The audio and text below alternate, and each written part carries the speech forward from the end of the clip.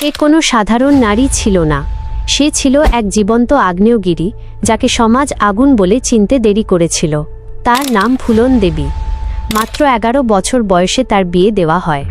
শিশু হাতে শাঁখা, কপালে সিঁদুর, কিন্তু জীবনে শুরু হয় নরক। ধর্ষণ, মারধর, অপমান, প্রতিদিন, প্রতিক্ষণ।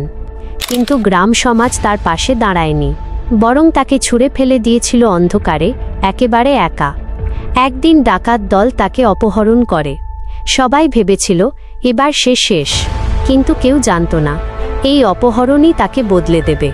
ভাঙা মেয়েটা ধীরে ধীরে হয়ে উঠল আগুন, আর সেই আগুন থেকেই জন্ম নিল এক রানী, ব্যান্ডিট কুইন।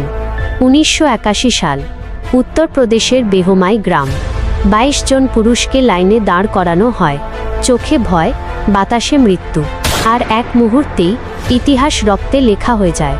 সেই দিন ফুলন দেবীর নাম ভারতের ইতিহাসে আগুনের অক্ষরে লেখা হয়।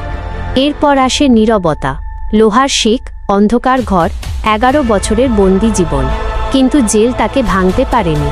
লোহার দরজার ওপার থেকে সে শপথ করে, আমি বদলাবো এই সমাজ, আমি কথা বলবো তাদের জন্য যাদের কোনো কণ্ঠ নেই। জেল থেকে বের হয়ে সে বদলে দেয় নিজের পরিচয়। ডাকাত থেকে নেতা, অভিশাপ থেকে আশা, ফুলন দেবী হয়ে ওঠেন সংসদ সদস্য। কিন্তু ইতিহাস কখনো কাউকে ছাড়ে না। 2001 সাল, দিল্লির এক শান্ত বিকেল।